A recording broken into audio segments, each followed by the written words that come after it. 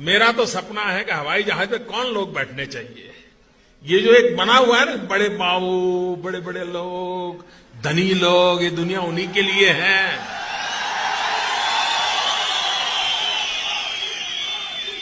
इस देश की जो सुविधाएं अमीरों को प्राप्त हैं, वो मेरे देश के गरीब को भी मिलनी चाहिए।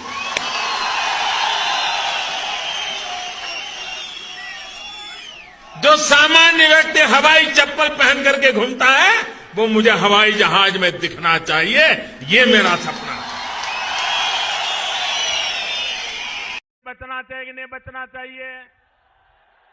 उत्तर प्रदेश की अच्छी सेहत के लिए शराब से बचना चाहिए कि नहीं बचना चाहिए?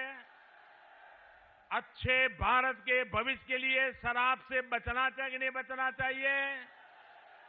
साथियों नमस्कार, मैं हूं नीरज पटेल और आप देख रहे हैं नेशनल जनमत। मुझे खुशी है इस बात की कि ब्रांडिंग और मार्केटिंग के बादशाह प्रधानमंत्री नरेंद्र मोदी देश में ही नहीं बल्कि विदेशों में भी एक ब्रांड की तरह चमकते हैं। लेकिन मुझे अफसोस है इस बात का कि मेरे देश के प्रधानमंत्री जो अपने आप को ब्रांड की तरह चमकाना चाहते हैं, वो दर्जनों नहीं सैकड़ों बार इस देश से झूठ बोल चुके हैं। वो प्रधानमंत्री नरेंद्र मोदी जो शराब को उत्तर प्रदेश ही नहीं देश के लिए, उसकी सेहत के लिए हानिकारक बताते हैं, उन्हीं प्रधानमंत्री नरेंद्र मोदी के प्रधानमंत्री रहते हुए इस देश में कोरोना वायरस की गंभीर बीमारी के समय में भी शराब को पूरे देश में चालू किया जाता है, सिवाय बिहार जैसे उन प्रदेशों के जहां शराबबंदी लागू है। ऐसे समय में जब देश का मजदूर अपने घर जाने के लिए बिलबिला रहा हो, एक एक रोटी के लिए मोहताज हो, ऐसे समय में अगर आप लोगों को शराब पिलवाएंगे तो निश्चित तौर पर आपके ऊपर सवाल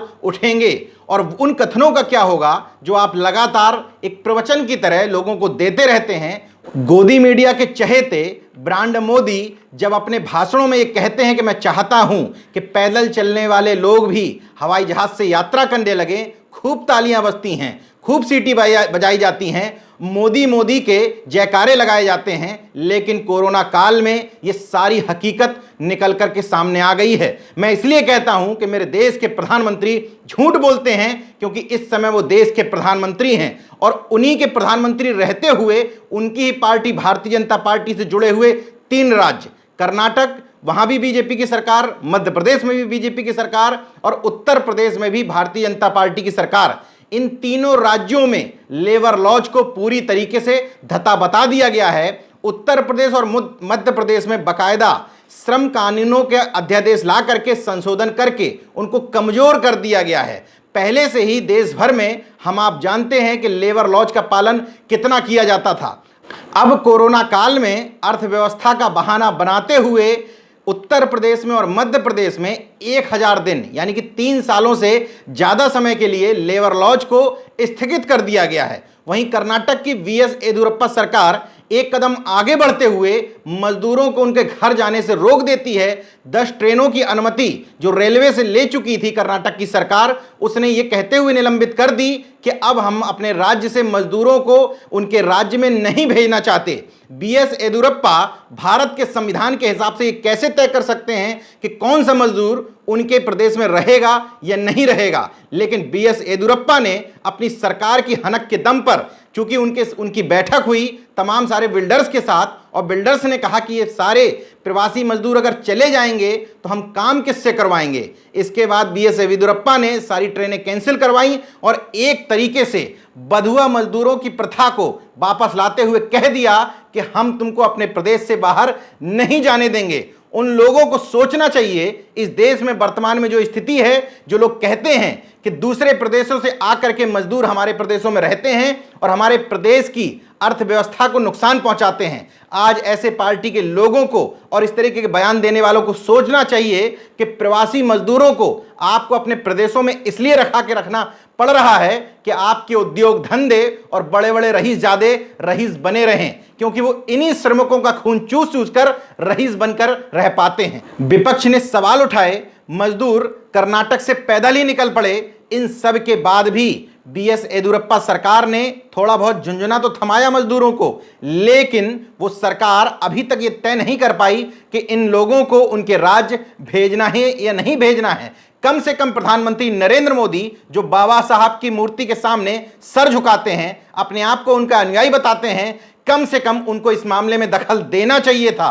क्योंकि अगर आप दखल नहीं देते हैं तो आपको इस तरीके के भाषण देने का भी अधिकार नहीं है। अब बात करते हैं उत्तर प्रदेश की, जहां पर धार्मिक और यशस्वी मुख्यमंत्री महंत योगी आदित्यनाथ जी हैं। उन्होंने बड़े खामोशी के साथ कैबिनेट की बैठक बुलाई और उसमें उत्तर प्रदेश में लागू श्रम विधियों से अस्थायी छूट अध्यादेश 2020 लाया और इसके तहत 1000 दिनों के लिए सभी श्रम कानूनों को स्थगित कर दिया गया।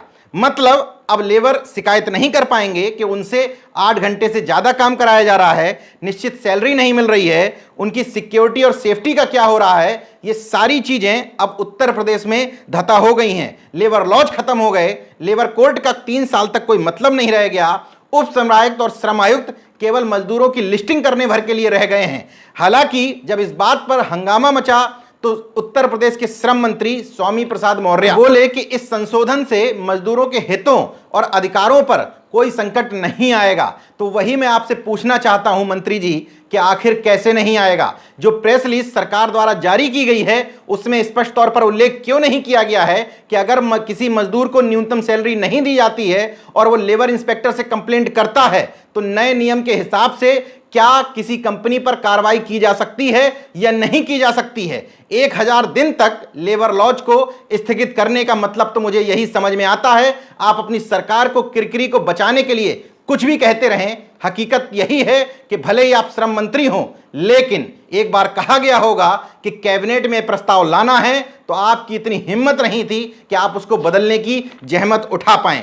अब दूसरे प्रदेश की बात करते हैं, मध्य प्रदेश, जहां पर शिवराज सिंह चौहान की सरकार है। गोदी मीडिया इस बात पर सवाल उठाने की जहमत नहीं उठा सकती कि मध्य प्रदेश पहला राज्य बन चुका है जहां पर बिना मंत्रियों के सरकार लगातार चलती चली जा रही है। उसी मध्य प्रदेश में कारखाना अधिनियम 1948 की विभिन्न धाराओं में संशोधन किया गया, औद्योगिक विवाद अधिनियम की तमाम धाराओं में संशोधन किया गया, मध्य प्रदेश श्रम कल्याण अधिनियम 1982 की विभिन्न धाराओं में संशोधन किया गया, मध्य प्रदेश औद्योगिक नियोजन स्थायी आदेश अधिनियम 1961 के तमाम प्रावधानों में संशोधन करने के बाद उत्तर प्रदेश और मध्य प्रदेश में निजी क्षेत्र के मजदूर केवल बंधुआ मजदूर बनकर के रह गए हैं। अभी तक तो मैं केवल संदेह व्यक्त करता था कि विभिन्न सरकारों की नीयत ही नहीं है कि वो अपने राज्य में मजदूरों को वापस लेकर आएं, लेकिन इन नियमों में संशोधन के बाद यह दावा और पुख्ता हो जाता है कि किसी भी राज्य की सरकार का इंटरेस्ट मजदूरों को वापस लाने में नहीं है,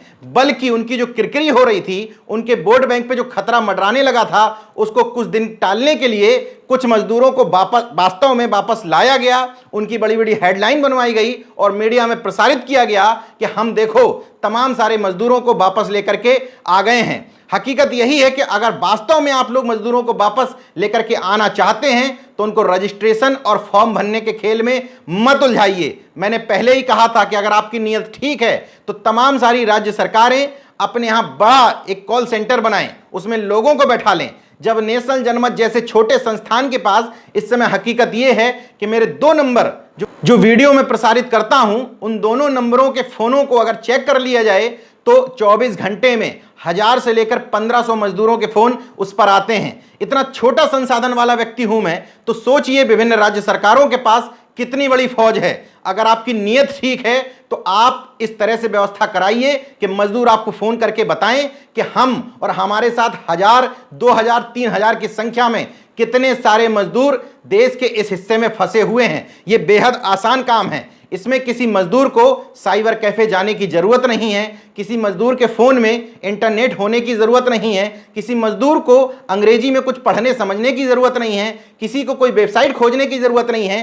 केवल आप अपने राज्य सरकार के नंबरों को प्रसारित करें और मेरी तरह तमाम सारे लोगों के फोन आपके पास आना शुरू हो जाएंगे और मजदूर फार्म रजिस्ट्रेशन की मजबूरी के बीच में लुटने पिटने से भी बचेंगे, बीच में कमीशन खोरी से भी बचेंगे। बार बार जो पुलिस चौकी पहुंच करके वो पुलिस वालों से पूछते हैं कि फॉर्म भरवा लिया, अब हम कब घर तक जाएंगे, उस टॉर्चर की वजह से पुलिस वाले जो उनके साथ बर्ताव करते हैं उन सारी चीजों से भी वो बच पाएंगे। लेकिन आपकी नीयत ठीक होगी तब आप ये करेंगे, वरना इसी तरीके से समय बीतता चला जाएगा।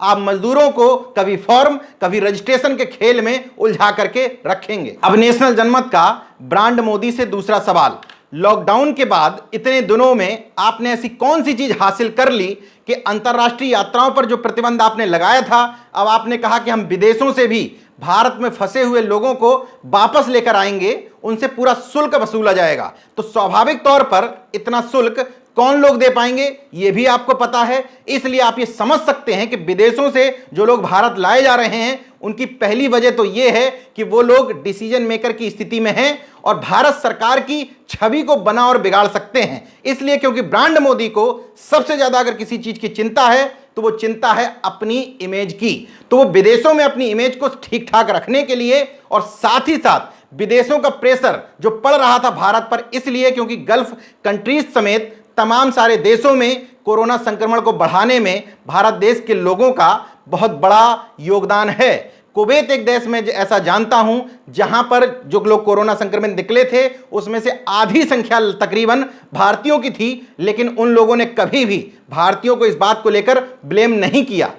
खैर, जब अब सरकार ने फैसला कर लिया है तो विदेशों से लोग वापस आएंगे ही, लेकिन मुझे सरकार की नीयत पर अभी भी संदेह है। वहां से भी कुछ चुनिंदा लोगों को ला करके बताया जाएगा कि विदेश में फंसे हुए तमाम सारे भारतीयों को हम वापस लेकर के आ गए हैं। जब भारत में सामने दिख रहा है मजदूर फंसा हुआ, जब उसकी समस्या ये गोदी मीडिया के लोग नहीं उठा रहे हैं, तो विदेशों में फंसे हुए लोगों की समस्या उठाने वाला कौन है? इसके मजदूरों, मजलूमों और गरीबों के प्रति ये सरकार कितनी चिंतित है, ये आप इसी से समझ सकते हैं कि जिस समय कोरोना वायरस से देश में 38 मौतें हुई थी, उस समय तक सड़क पर 34 मजदूरों की मौत हो चुकी थी। हालांकि बहुत ज़्यादा ढूंढने के बाद भी अब ये स्पष्ट आंकड़े नहीं मिल पा रहे हैं, लेकिन इतना तय है कि जब देश में 38 मौतें हुई थी तो 34 मजदूर केवल सड़क पर मर चुके थे। तो देश में इस समय जब मौतों का आंकड़ा इतना ऊपर पहुंच गया है तो स्वाभाविक है सड़क पर मरने वाले मजदूरों का आंकड़ा भी बहुत ऊपर तक पहुंच गया होगा।